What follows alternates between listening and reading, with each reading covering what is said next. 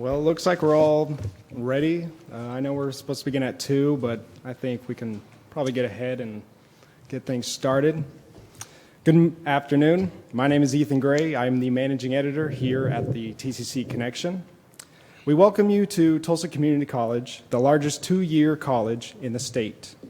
I also would like to welcome you to today's Mayoral Forum featuring County Commissioner Karen Keith and State Representative Monroe Nichols. Today's program is an opportunity to hear and learn firsthand from the top two candidates for the office of mayor for the City of Tulsa. The election is a week from tomorrow on Tuesday, November 5th. We encourage you to vote for the individual who you believe will be the best candidate to lead Tulsa for the next 4 years and beyond. Additionally, we have special guests joining us as a part of the U.S. Department of State. They are the media representatives from Indonesia. Very cool. Today's program has been entirely produced. Today's program has been entirely produced by the staff at the TCC Connection in partnership with the League of Women Voters of Metropolitan Tulsa, National Association of Black Journalists, Tulsa Chapter, the Tri-City Collective, Society of Professional Journalists Pro and Student Chapters, and our partners at the college, Dean Ann Collier, Cindy Barton of the Center for Creativity, Dr. Eunice Tarver and Keaton Dotson, and the Office of Student Success, Dean Kelly Clark and the Visual and Performing Arts Department, and Dr. Beverly Bailey and Dr. Jerry Goodwin and the Mass Communication Department. At this time, I would like to introduce Dr. Eunice Tarver, Vice President of Student Success and Chief Student Affairs Officer, for welcoming remarks.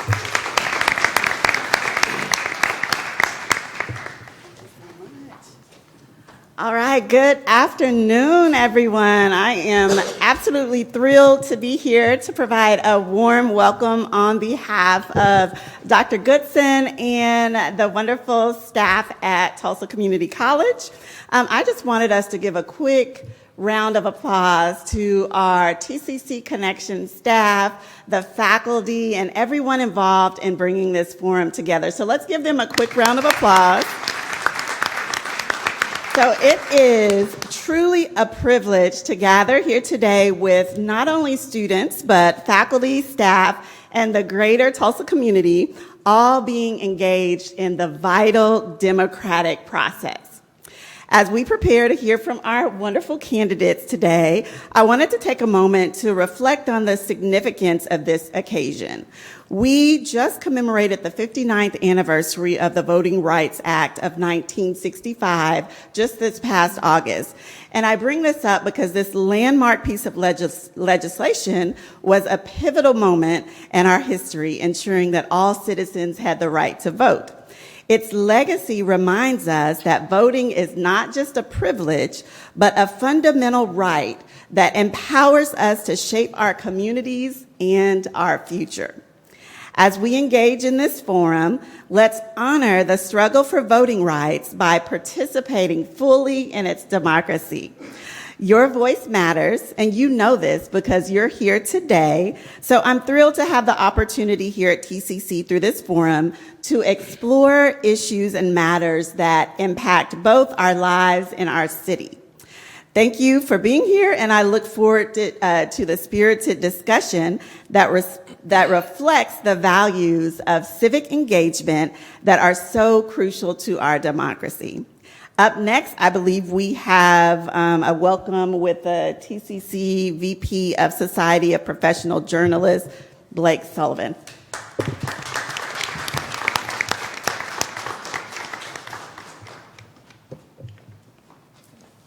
Thank you, everyone.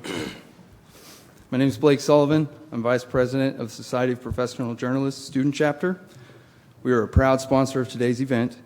We thank you for joining us in the process of informing our student body of the important issues that are of concern to them. Voting is a principle of our democracy. The more informed the electorate is, then the greater the outcomes of this American experience. Again, on behalf of SPJ and the student body, thank you everyone for joining us.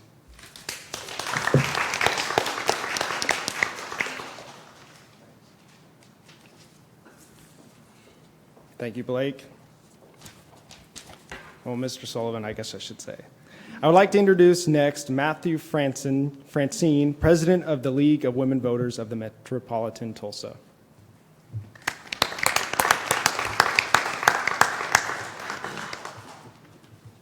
First, I really want to thank you all for coming. I think we can all see a stark difference in participation, engagement, and interest in quite some time, and I'm very thankful to see that the younger generation is really kind of carrying that torch forward.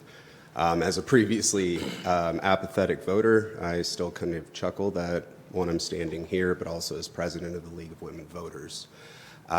We're all at a critical mass, and I really like to ask those who are either apathetic like I was or still are trying to determine what this means to you, is think about who are you voting for. And I'm not talking about these two wonderful people here. Find somebody in your life, if it's yourself, if it's another, but recognize that your vote is your way of instating your right. You don't like the system, you think it's oppressive, voice it. It may cancel out a person's vote that you aren't necessarily a big fan of. Do it out of spite. Find your reason, but make your voice heard.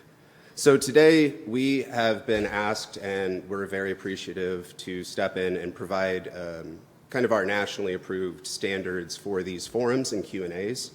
So what we will do first, I was not aware of the coin flip portion, but we are going to have Karen pick heads or tails. Heads.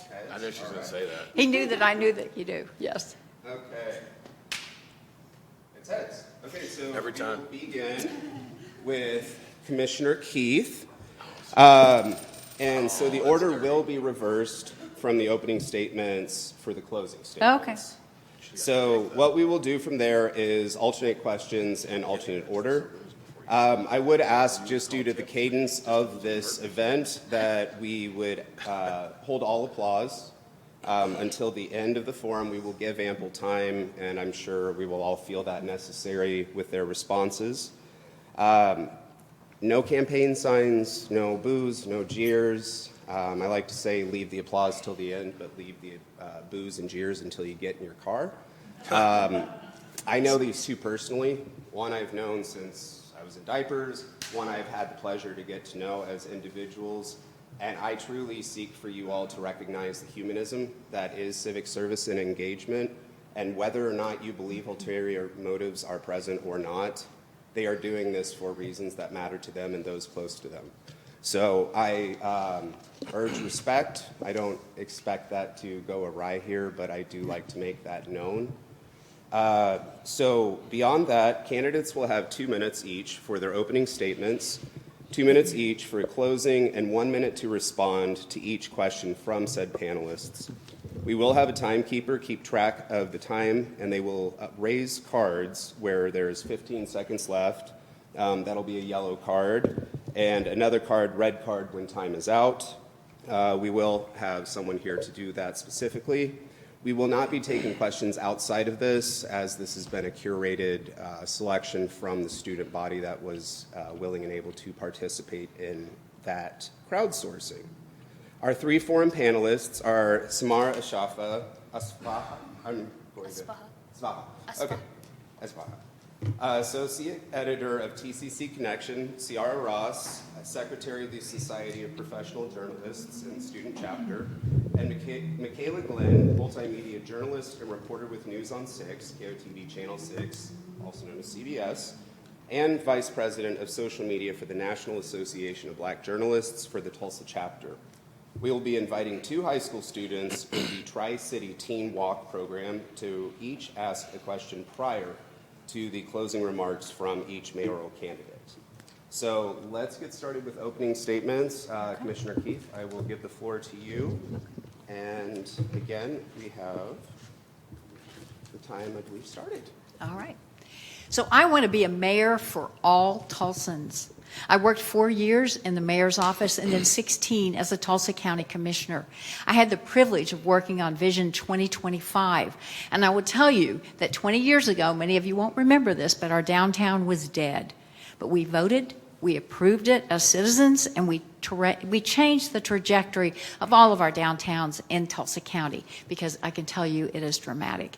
As a county commissioner, I've had the privilege of working on any number of projects that have been a life changer really for our community. And that includes a juvenile justice center, getting it out of the ground, along with mental health pods at the jail, working on the Gilcrease Expressway, getting the dirt for the Iron Gate location when nobody else would take them, and working on an industrial park in a very challenged part of Tulsa County out west, getting that open, and today it is full. And for the individuals who live close by there and don't have transportation, it's a lifeline. We also now have a daycare center right next to it. So just incredible opportunities I've had to work on, and it's things that I really enjoy doing. But I think the thing most people know about me is working on the levees, getting over $200 million to get the levees out of the ground. In 2019, we almost lost them. But today they are still standing by a thread, and I'm anxious to get that work started. The work that we do in this community is not red or blue. The work that we do is nonpartisan. I will be a mayor for all citizens, and I will work with all of you to find out exactly what you want to see next for our city, much like we did when we did Vision 2025. And I'm so excited to be here with you today, just to get some feedback from you, as well as hearing what we have to say. But I look forward to serving as your mayor. Thank you.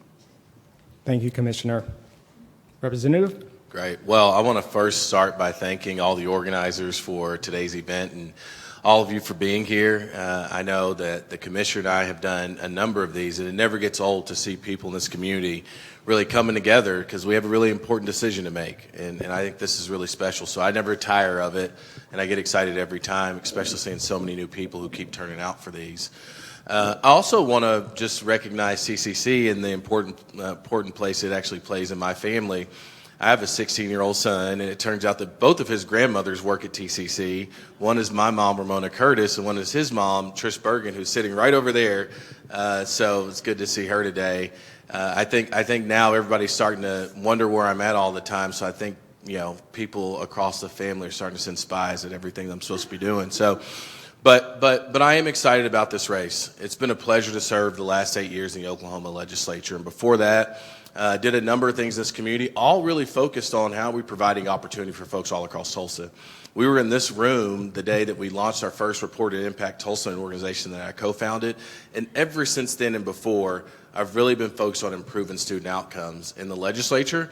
That work has looked like proposing legislation to make outcomes-based funding for community colleges. So we have this incentive to make sure that young people who come through these doors are going into high-impact careers, to advocating and working on behalf of domestic violence victims, to making sure we're cleaning up neighborhoods by removing blight and revitalizing communities with affordable housing.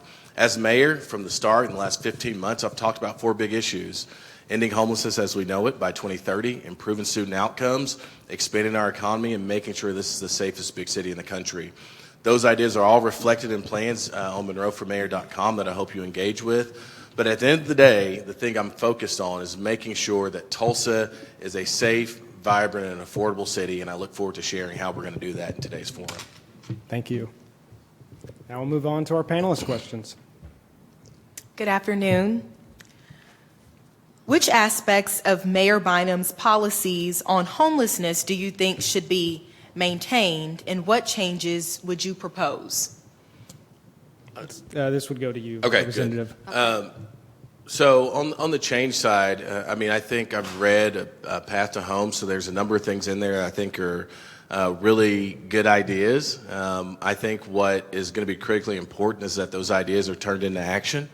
The fact that we've gone this far without a low barrier shelter that's online, I think, is a huge problem. Homelessness is getting 8% worse every year.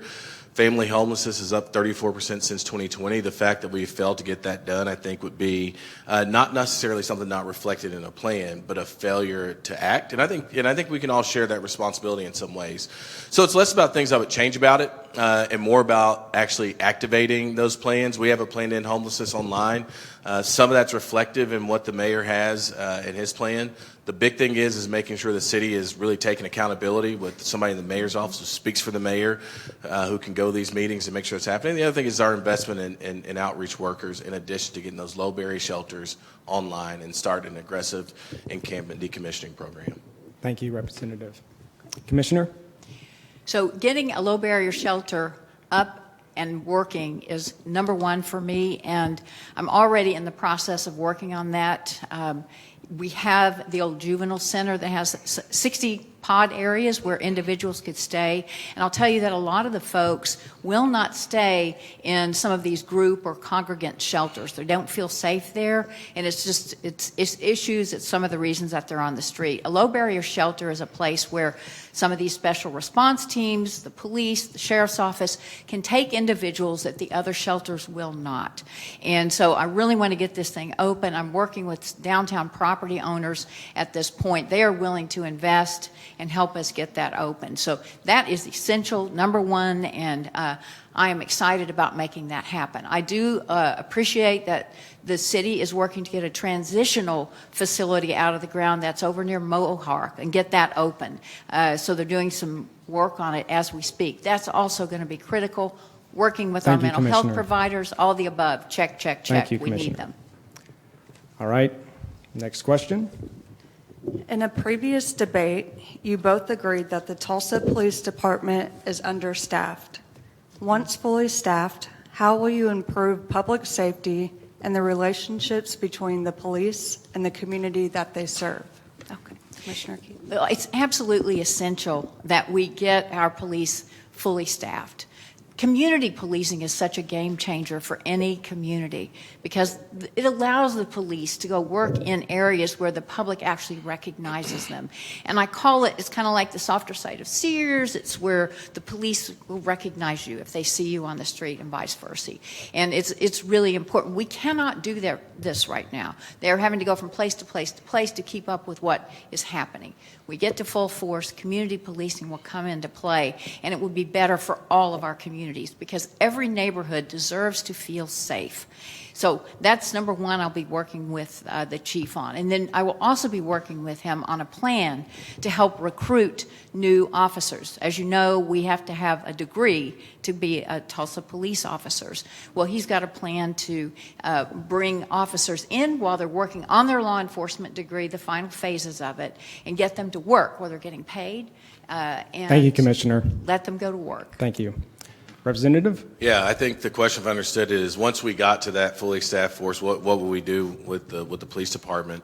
I think it starts with working on prevention. And I think some of that prevention is through mentorship and some community programs that we have to partner with community-based organizations to do. The reason why that's important is because public safety is not just about the police. We absolutely need more police officers. They're an important component to the work we have to do, but that's not the only thing. I think we have to also address the issue of repeat offenders. I was on a ride along the other day, and what they will tell you is a small minority of people are responsible for a large majority of crime, and so making sure that we're addressing that issue is critically important. Ending the backlog on rape kit testing is a priority for me. It's something I've worked on at the Capitol, but Tulsa and Oklahoma City have their own labs, so make sure we get there to get, rapists who off the street who maybe haven't seen justice yet. And then using data to drive how we deploy those police officers is going to be critically important. I mentioned before the work around blighted properties and those types of things. Making sure neighborhoods are revitalized is an important part of public safety. So if I would take it, I'd say those 5 things would be the priority. Thank you, Representative. All right, next question. Tulsa Area Arkansas Advocates, a nonprofit focused on protecting the Arkansas River and its ecosystem, oppose the opening of Zink Lake for recreational use due to the ongoing water quality issues and public health risks. Would you, as mayor, reverse the decision to open Zink Lake until further water treatment is completed, or do you consider this a non-issue? Representative? Yeah, I think the one thing I'm committed to doing is pulling together a review committee when I first get elected just to study the water quality at Zink Lake. I think it's something that everybody wants to be able to enjoy and participate in. I think that's okay. I think in making sure people are safe. I know there's one young lady that has gotten the and so I think the visionaries for Zink Lake, never wanted folks to get sick. I think we have to make sure that it's safe for everybody. So I think you could expect me to be a little cautious. Like I said, I have a 16-year-old son. I remember when he was younger, 5, 8, all those things. I would want to make sure that he was safe. I think we have a responsibility at the city to make sure that everybody, whenever they go, can have nothing but confidence that Zink Lake is safe. Sorry. Thank you. Commissioner. Yeah. So certainly we have testing in place now, but we're going to have to make sure that we're monitoring that. And I know that there are a number of citizens in the community that are concerned about it. I will also be working with the refinery to continue their efforts to make sure that that water is safe. Another project that you may not know about, which is super important to clean water, is getting the low water dam in Sand Springs. That is a dam that has a federal interest. And what's exciting about it is the feds will actually put up most of the money to build it out. It'll be the longest and deepest of the pools, and when you have that, it keeps the water more flush down here. So I will be pushing on that project. I've been working with Sand Springs now for the last 15 years as this project evolves, but it will be super important to the Zink Dam to help it stay clean. So we really need to push to get that project done, and it will make things a lot better down here. Thank you. Next question. Will you invest in existing local community services that are already successful in addressing homelessness, such as Iron Gate or the BeHeard Movement? Oh, absolutely. I love working with Evan Duguid with the BeHeard Movement. I've worked with Iron Gate. As I said, I helped them get the dirt to get that building actually out of the ground. I work with the Day Center for the Homeless, and I work with the Salvation Army. We have a family shelter. So absolutely, we have to work. These are some of the experts. They are the folks who helped us build our plan. When you look at our plans online, these were built from this community by the experts who are also looking at some of the best practices in other communities. So I'm super excited about continuing to work with them. Our family shelter is, I'm so proud of what they're doing. Every week we report how many people have come in, how many families, and how many of them are now getting into housing. So we're helping them get all their IDs. They get their medical care. We just opened a doctor's office in there as well. So I'm very, very engaged in this space. I've done the point in time count. Thank you, Commissioner. Representative? Yeah, the answer is yeah. I mean, I've spent the first half of the campaign really meeting with people in the space and understanding what they needed from the mayor's office. And the plan that we have online to end homelessness by 2030 is reflective of those conversations. And so I do think there's an investment in those organizations, but also being a voice to help them raise private resources as well. So, I mentioned the hiring of outreach workers. That is direct investment into those organizations because they have the expertise. It wouldn't be the city hiring outreach workers. It would be us investing in those organizations to do that because they know the work. They know the work so well. So absolutely. I answered that question kind of quick because I was just a couple weeks ago, a couple friends and I have this Tulsa flag challenge. I actually have a Tulsa flag tattoo on my shoulder right now. And if you go to Anchor and Stone, half of the proceeds from your tattoo goes to BeHeard. So we're figuring out these innovative ways to engage people as part of the campaign. But absolutely, we continue to invest in those organizations. Can I just make a contribution and skip the tattoo? No, you get a tattoo. Thank you. And you can get it anywhere. You don't have to get it on your shoulder. Thank Neck you. tattoo, whatever you want to do. We need to move on to the next question. What is your vision for improving public transportation given the city's car-dependent layout? Yeah, that's a great question. I think a big part of it, I know MetroLink is starting to really think about ridership and how that's going. I think the other thing that we have to do is be really thoughtful, and we're making big public investments. What's the overlay for public transportation and being able to access those opportunities for folks? And then how are we connecting neighborhoods to economic opportunities from a job standpoint? I know in North Tulsa, I just think about the North Tulsa data. The percentage of North Tulsans that have to drive 30 minutes or more to work is like triple that, I think, of other parts of the city, according to the equality indicators. And so I think this is one of those areas where you have to take a really community-centric focus and say, like, hey, how do we make public transportation work for everybody? And what are the highest impact investments we can make? I can tell you right now, I don't know those offhand, but early on in my administration, we're going to take that up because I think it's really critically important to connect people to economic development opportunities, whether it be for a job or for them being able to access the great things that we're building here in Tulsa. Thank you. So I'm really excited by the new leadership we have at now MetroLink, which used to be Tulsa Transit. We've got the BRT going north and south, and later this year, the BRT going, that's Bus Rapid Transit, going east to west will come open along 11th Street. And they picked those areas because of potential workforce and then also job accessibility. So those are going to be, that's really important to get that up and running. But I also love the microtransit that they now have in place. And it's kind of like Uber, but for some of our seniors or individuals who don't have vehicles, they have a way to call and get transport to them. And then it actually gets them then to a bus to help them get where they need to go. So, I mean, we know in this city that it's not easy if you're trying to go to work on a bus. It can take too long depending on where you live. But I would love to see it more robust, but we have some really good leadership in Scott Marr, and I will be working hand in hand with him. Thank you, Commissioner. Next question. Tulsa is the capital of Route 66, a tourist attraction for the city. How would you go about investing in its economic growth, preserving its history for the future? Okay. Representative Nichols. Sure. Yeah, I mean, so I'm really excited. We have a big celebration coming up for Route 66. I think there's obviously been a lot of investment there already. I think the city being there to continue to make sure the infrastructure can keep up, to make sure people are safe as they're walking across the street now. It's quite busy over there. But I'm actually really looking forward to us celebrating Route 66 and a bunch of new eyes on this community that we haven't had. Being responsive to the folks that are right there saying, hey, we need this from a public safety standpoint, from an infrastructure standpoint. But I think the city's done a really, really good job, as far as is the state, frankly, in making investments in Route 66. I think we're going to see the fruits of it, and I'm really excited about it. Yeah. So I've been serving on the Route 66 Commission for, 5 or 6 years. So I'm very invested in that. One of the things that I would like to see happen on Route 66 is working to get the Cyrus Avery Bridge reimagined and rebuilt as a connector to all of the medical that's going on either side. We have 2 medical campuses. They need to be connected. We can't add land, but we could fix the Cyrus Avery Bridge as a connector. And think about the retail that we could add along there, restaurants, because there's just not access on either side of those. So that's a project that I would really like to work on. I also like Mayor Bynum's idea of putting a little boat dock right there below Crybaby Hill, so that if you're wanting to kayak or do some of those other water sports, that would be a great place for you to engage. I mean, Route 66 is a lifeblood for us in terms of tourism and the dollars that it brings in.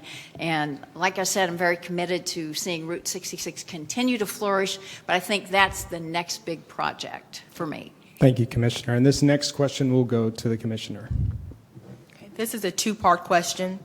Tulsa was given the status of Oklahoma's first welcoming city. Do you believe this has contributed to the city's homelessness crisis? And do you believe this could lead to a sanctuary city? Okay. Well, under my watch, Tulsa will never be a sanctuary city, but we are a welcoming city, and that's very, very different. Did that lead to more homeless? No. I do not believe that. But being a welcoming city, let's talk about our vibrant immigrant communities who have really, they're entrepreneurial, they're bringing new restaurants and retail to our community, they're bringing new festivals, they're adding color and life to our community. And welcoming means that we have an incubator out east that will help them, as they try to stand up their businesses. That's a great thing for us to do. So yes, we are a welcoming city, and I do not believe it would be good for us to be a sanctuary city. That takes unbelievable resources that I don't believe we had. But I will tell you, I do not believe being a welcoming city has anything at all whatsoever to do with our homeless. I've done the point in time count, and what you will find predominantly is most of these people are from the Tulsa area. That's what you'll find. And I invite you to go with me next time. Thank you. Yeah, to the first part of the question, the answer is no. I think the data I saw was like 86% or something like that of people who've become homeless in Tulsa became homeless here. They didn't come here in that situation. A good friend of mine actually just fell in that situation and is now going to be moving to Wichita. He's got a job, so I'm excited that he's moving to Wichita with a job, but I hate that he had to leave his community to get it. So the first part of the question is no. I think on the welcoming city side, look, Tulsa Public Schools, I think there's over 70 languages that are spoken there. Every day we see the contributions of folks who were born in a different country who choose to be in Tulsa, and they're adding so much vitality to this community. We're becoming an international city, so much now we're getting an international terminal at the airport, and so I think it's a really good thing. I think it's a really good thing. I don't think that we are now or ever really will be a sanctuary city, and I think we have to really bring down the temperature on that conversation so we don't divide people. Because I think that is really blocking us from celebrating, helping folks who are new to this country, new to the city, navigate Tulsa. Thank you, the best way possible. Representative. Over the summer, the Tulsa Youth Journalism Workshop, funded by the Dow Jones News Fund, found that Oklahoma is numbered 3 in the nation for obesity. The Tulsa City County Health Department mentioned that Tulsa is a fast food testing market, which is a designated place for fast food corporations to test their products. Healthcare providers in Tulsa say that it is a large contributor to obesity and type 2 diabetes. Will this be a priority for your administration? I think I'm starting there. So early in my career, I worked at OU Tulsa as we started the School of Community Medicine. So this is really critically important to me. Additionally, as a legislator, I passed the Urban Gardens Act early in my legislative career to try to encourage, more locally sourced food, particularly in areas where fast food is really the only option, because you see a real overlay of the health challenges there. I think working with the health department, working with higher education, both at OU, OSU, even at TU, at the School of Community Medicine, is going to be critically important to helping folks navigate those health issues, and then making sure, honestly, that people have access to care and the information that they need.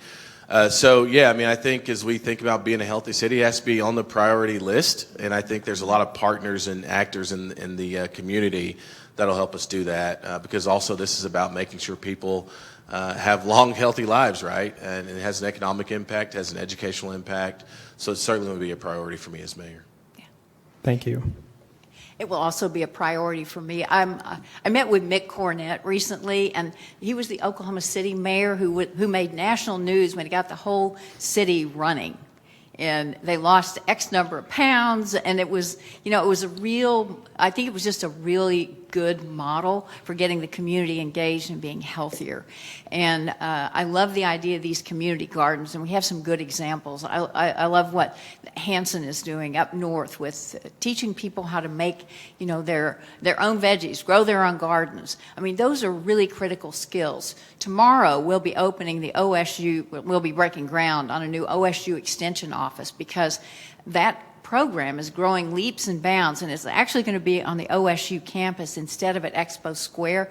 And that, again, is going to increase access for the community to healthier lifestyles. So those are things that I am currently working on and will look forward to working on with the community. Thank you, Commissioner. How will you leverage Tulsa's growing tech industry to ensure residents and students have access to these current and future career and job opportunities? Commissioner Keith. So clearly these tech jobs are what's going to take us to the next level. And I'm so excited of what TCC is doing, Tulsa Tech is doing, OSU is doing, the Osage Nation with their drone program. We are really sitting in kind of the catbird seat with all of these programs coming together. And it's going to attract workforce for us. We're going to be training individuals through all of these programs. And so I really look to the future. I think we've got coalesced a lot of initiatives right now that are just going to work great for all of us. And so I look forward to, as your mayor, helping make those programs continue to flourish, because they are making a huge difference. Yeah, one of the things I think about with this, we are now kind of a tech hub now, and I've often said that unless everybody feels it, then it's just a name and it's not a reality. And one of the areas in the education plan that I have around improving student outcomes is the creation of the Office of Children, Youth, and Families to make sure that we're closing the broadband gap just from an access standpoint. I know students, this is again the equality indicators, not my data, the equality indicators data, show that students who have English as a second language, there's this huge gap in access, particularly around internet services and those types of things. So the Office of Children, Youth, and Families will be a great way for us to make sure that all these wonderful things that are happening, that they actually reach households of folks who normally have been cut out. I think that's really critically important. And so as mayor, I think we have a good structure, hopefully, to make sure that we tie those things together. But I think it's critically important that we make sure that this prosperity that we have in this community is reaching every neighborhood and every home, and the Office of Children, Youth, and Families is how I propose getting it done. How can you ensure, as mayor, to help ease the burden on young adults, new families, and students looking for affordable housing? Yeah. So the first thing on the affordable housing front, we have a plan online to get us to 6,000 affordable units by 2028. And I'll say, the data, as we think about even school, 1,200 kids at TPS are in families facing eviction. So we know there's a real challenge that folks are having to get affordable housing. Those kids are 50% chronically absent after the first month and 70% chronically absent after the first year. So it's a critical education issue. But the kids tend to be younger, which means to tell me it's people trying to start their careers and are having a difficult time making ends meet. So another part of that is making sure we're getting the right type of financial literacy, make sure this is an affordable city, but also making sure, do people have some trouble getting by? We have an early indicator when people are struggling at the city, and it's water bills. And so going back and looking at the data for places and across the city where we see a lot of folks are starting to struggle to get their water bills paid, making sure we're doing some early intervention, I think would be really critically important to make sure we get people a fresh start. So housing is really critical to our community, and we need all levels of housing. We need affordable housing, we need attainable housing, we need missing middle housing, and we just need all levels of housing. And you've seen what the Housing Authority did and HUD working together to build out just across the bridge on 21st. Comanche Park apartments have now been wiped clear, and that similar type of housing is coming out of the ground there. The Habitat is working on some 200 homes right now for North Tulsa. That's a game changer. And as you look at some of these areas that are blighted, Habitat is going to be fixing some of those blighted areas with these new homes coming out of the ground. And the product that they're building now is much more sustainable. Super excited about that. Another developer, David Charney, is doing some 400 homes over the next 5 years, both north and east. So that's about 800 houses that are going to be coming out of the ground. That is all good news for us, and I think it will answer much of your request, because workforce housing is essential, and that's part of the mix. Thank you. How will you involve residents with opposing political views in the decision-making processes at City Hall to foster unity among the residents of the city? Okay. So my entire career, I've just worked with everybody to do all the projects and things that I've done, because the work that we do is not red or blue. The work that we do is about bringing the community together, hearing the voices, and what matters to you. I mean, that's what I've always done. So that's not a hard leap for me. I've been the lone Democrat at Tulsa County my entire 16 years in service. And it's never been a barrier for me, because I just like to get the work done. It's what I do. I work with the feds to get the funding for our levy system. And, of course, that's across party lines, but I just don't care about that. What I care about is getting the work done. And so I think that you'll find that I'm very open to listening to others, what their issues are, and working with them to find solutions, because that's what I do. Yeah, I think it's a great question, and I've spent the last 8 years in the legislature, and so as you can imagine, being a Democrat in the legislature is tough at times, but it means you do have to be innovative in how you work across party lines, because there are some issues that are just things we have to come together on, and most of them are that way. Affordable housing, passive affordable housing tax credit, the advocacy and the work around domestic violence survivors. It's all been things we've gotten accomplished in the legislature. But I think the most important thing you can do is to make sure that you bring people from across the city into city government through your appointment power for authorities, boards, commissions, and trusts, to make sure that folks, whoever they are sitting across the table from each other starting to navigate these issues. Now, I've also said I think this campaign has been a reflection of how you bring a lot of different people together in the context of community building. And so continuing some of that effort, just, being out and about as a mayor, doing community meetings, still going to neighborhood associations, having that direct contact, and making sure that we at the city are responsive when people have needs at every step of the way. Thank you. According to the National Association of Foreign Student Affairs, in 2022 and 2023, international students, many of them enrolled at Tulsa Community College, contributed $218 million to the Oklahoma economy. What will you do to help international students gain access to employment opportunities in Tulsa after graduation? Yeah, thank you. It's a great question. I think the big thing is working with TCC, working with the University of Tulsa, working with Tulsa Tech and OSU and OU on ensuring we can capture the talent that comes here to go to school, so folks don't feel like they have to go anywhere else. I think all the time, one of my motivations for running for mayor is to make sure that my 16-year-old doesn't have to go somewhere else for an opportunity. He may choose to.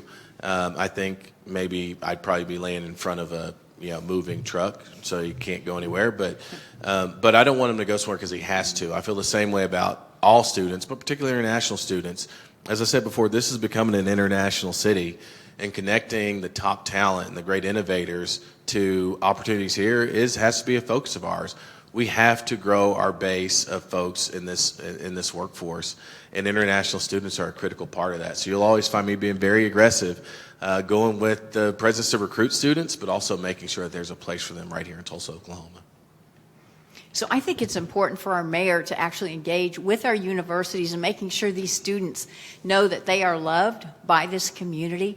I don't know whether you know, ORU has its international community is absolutely huge. TU's fell off a little bit after COVID, but it's building back up.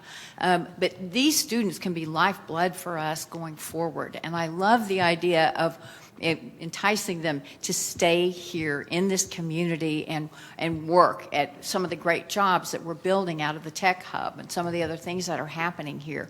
And, we have some investment from some of philanthropy that's going to create jobs for a lot of those folks. So I would love to work with our universities, with TU and with our TCC and Tulsa Tech and Spartan, all of them, because these students can really help move us forward, and it'll make us just a better city all the way around. Thank you. The Tulsa Remote Program is a $10,000 grant to out-of-state remote workers to come here. Will you continue investing in this program, or would you consider investing in the people of Tulsa? Yeah, so I don't know. Was I supposed to start this time? It's okay. All right, Should be sorry. Commissioner. Sorry. You're fine. What's that?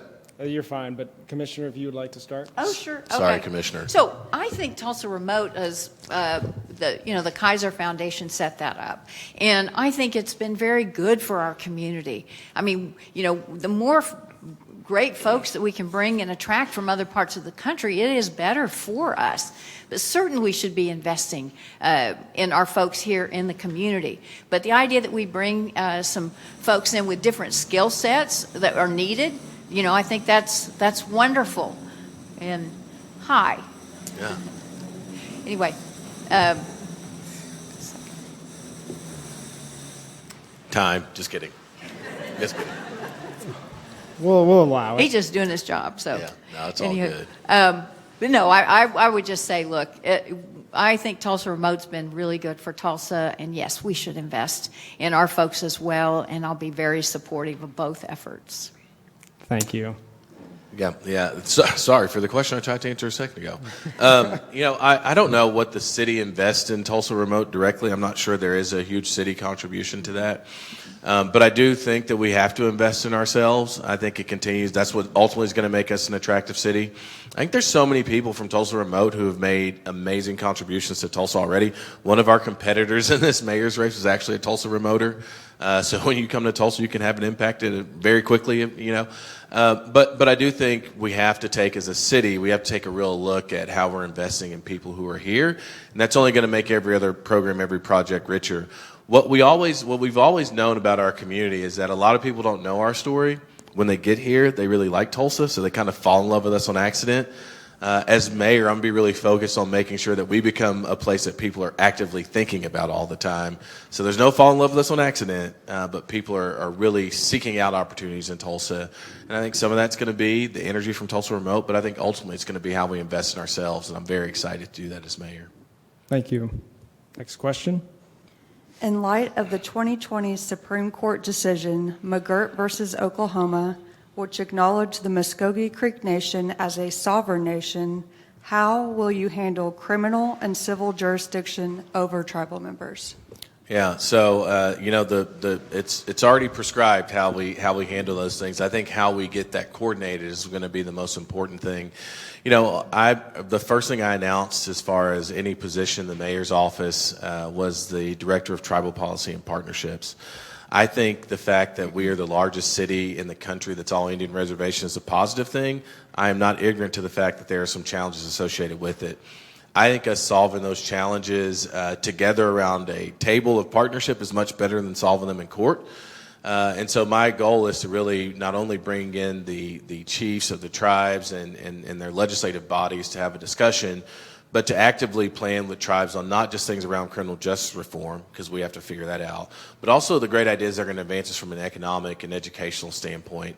I think this is going to force us to be innovative. But that's what Tulsa's always been, and finding ways in which we can enforce our laws, I think, will be the easiest thing that we do. We just got to get out of the courtroom and focus on each other to do it.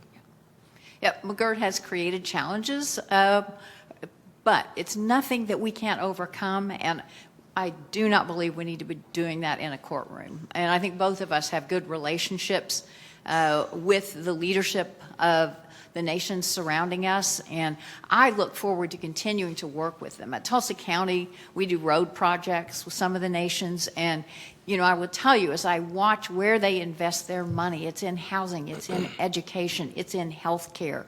They continue to lift up our region, and they will be partners to us here in Tulsa if we simply engage with them, welcome them, and work with them. So I am absolutely committed to making sure that we work through these McGirt issues. I've even talked with the chiefs about putting in a pan-tribal court if we build a new courthouse for Tulsa County, so that it just will streamline things if we're able to do that. Thank you. Once in office, how will you continue to engage and stay involved with the community in ensuring all our voices are heard, and keep involving and including us as students and residents of Tulsa in the decision-making process? Commissioner? All right. So I think it's important that we have a youth council, and certainly having some of our students here at TCC would be important to have that voice heard.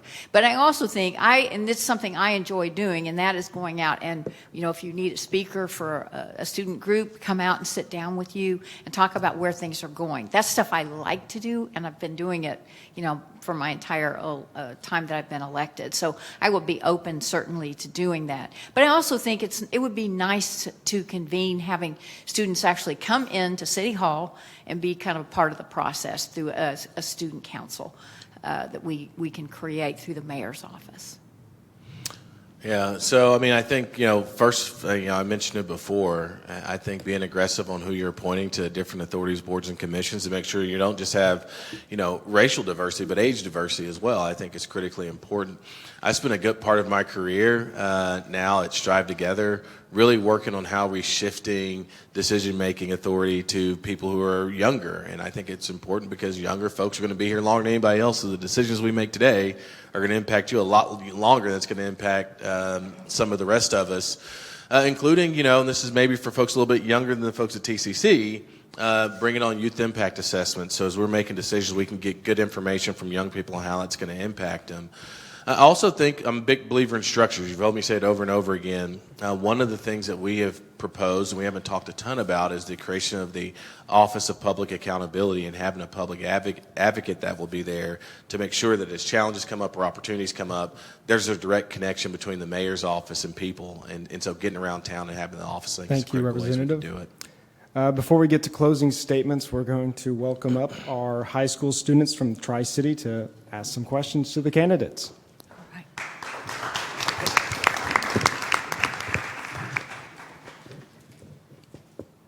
Good afternoon. We see a large emphasis on standardized testing and very little effort put into career readiness for students. The other day, I was talking with one of my friends who recently graduated, and she remarked how she's still unsure about what her future holds or even how to achieve her goals. Given this, what could the City of Tulsa do to provide students with more resources so that they can be prepared for the jobs that will support them into adulthood? Yeah. I think I'm going to, yeah. So there's a couple things. One, earlier in my career when I was in the mayor's office, we created a summer youth employment program. It was called iJobs back in the day. It was iPhone, iJobs, those types of things. And what we did was we connected young people with careers at the city, but also careers all across this community, so you can see kind of what you were looking for. And on Fridays, everybody went out for college visits. I think that's one way. I think the other way is really using the city and the Parks Department to create after-school opportunities for young folks so they can begin to engage in different things that maybe you don't get to do at school. And I think, kind of a third area is making sure we're taking a college and career-focused attitude in our investments we're making from an outcome standpoint. So how are we preparing young people for the opportunities that are out there and exposing them to those opportunities? And I think the mayor's office in the city, in partnership with schools through the Office of Children, Youth and Families, creating those opportunities is the way that I think that we accomplish that should I get elected mayor. Okay. So I think it's important that the city open their doors to internships with our schools, because every job at the city is relatable, and I think that we could create tons of internship programs. I know Union has engaged with TPS. Union has engaged with the city. Kathy Dodd, Dr. Dodd, set that up there. She is now at TPS, and I would like to see a similar program through TPS and get them in jobs, internship jobs at the city. They have like Learning with a Wrench program, and this helps young people who are kind of interested in the automotive. They're out, we have a whole maintenance center for all of our vehicles. They're out there learning. So let's make that happen throughout the city. It's not a big costly thing, but it is definitely something that the city could do to engage the students and give them an opportunity to see careers through the eyes of our city employees. Hi, I'm Harini Senthil. I serve on the Tulsa Opioid Informed Youth Advisory Board. We've often heard the saying, one pill can kill, and the devastating impacts of the opioid epidemic in our community cannot be ignored. We understand that Tulsa County received a limited amount of opioid settlement funding from state and federal governments. And how can the city best leverage this funding, especially in areas disproportionately affected by high overdose rates? So we need to look, the area that I've worked in West Tulsa, we've had some major issues, with this epidemic. It is real. We have the Sheriff's Department who's kind of working on that front as well. They see it day in and they see it day out.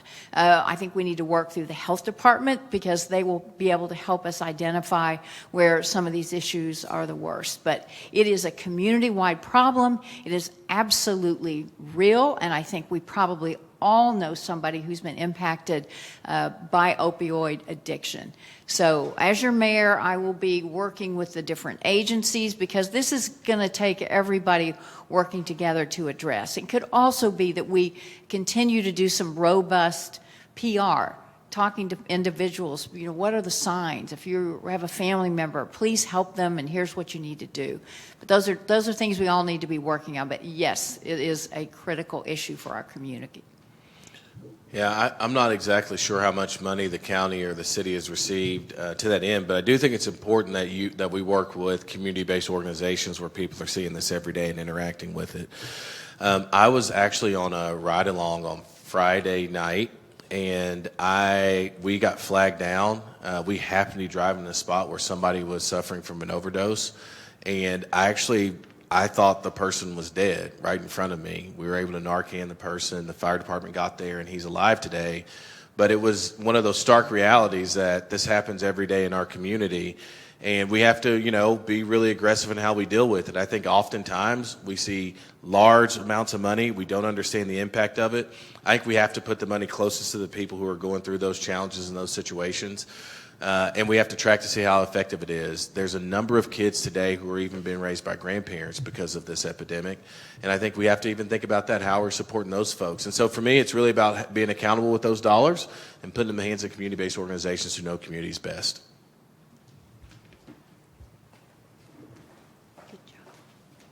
I'd like to thank our teen, Tri-City Teen Congregation for being here.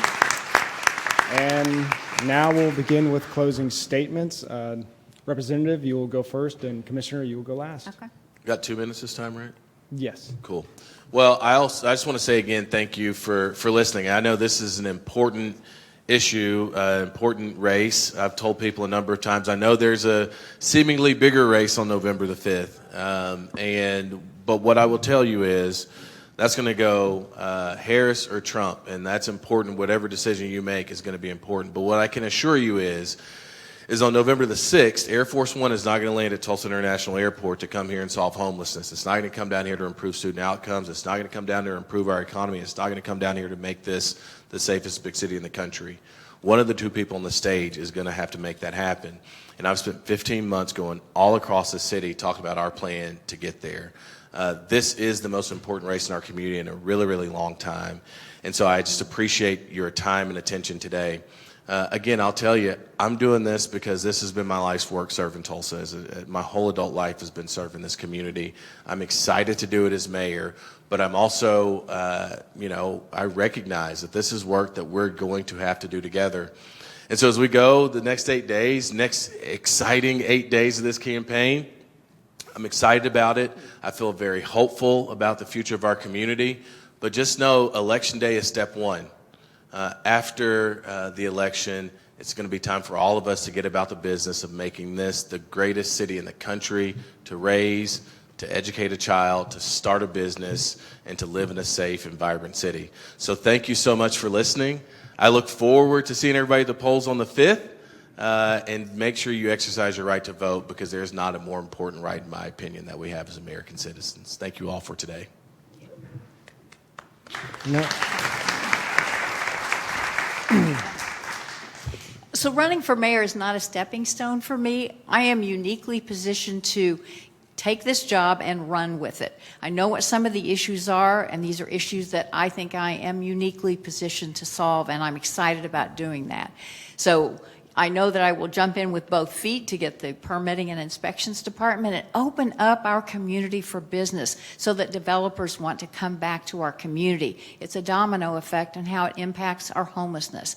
So these are things I want to work on, and I know who the players are. I know how to raise money. I know how to get the work done.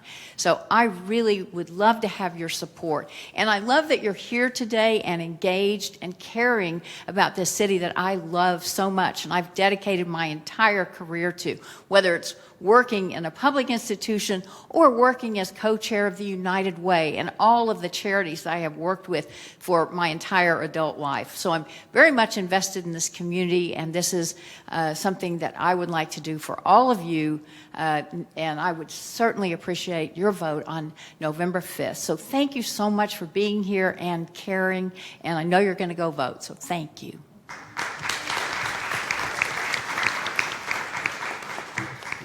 Thank you. And before we close today, I would like to introduce Eli Missing, the president of the Society of Professional Journalists Student Chapter, to say some words. Hello, my name is Eli Missing. Like he said, I'm the president of the Society of Professional Journalists Student Chapter here at TCC. We want to thank you for joining us today. We hope that you learned as much as we did where the candidates stand on the issues of the day. I want to quickly read the newly formulated mission statement of the local SBJ. It's equipping today's generation of communicators to speak ethically, effectively, and boldly for the truth in all facets without compromise or withholding, and the continued preservation of human life and storytelling with respect to current issues within the context they occur, grounded in the freedom of speech and of the press. I want to remind the audience that you have one vote. Whether that be nationally or locally, it's a very important voice that you hold. You can go around with flyers, but the most important thing that you have is a vote. And so I want to encourage you, just with that vote, hold the truth very high, as it's a very precious thing that you have in your possession. We invite and encourage you to vote on Tuesday, November 5th at your polling place or at the Tulsa County Election Board. Thank you.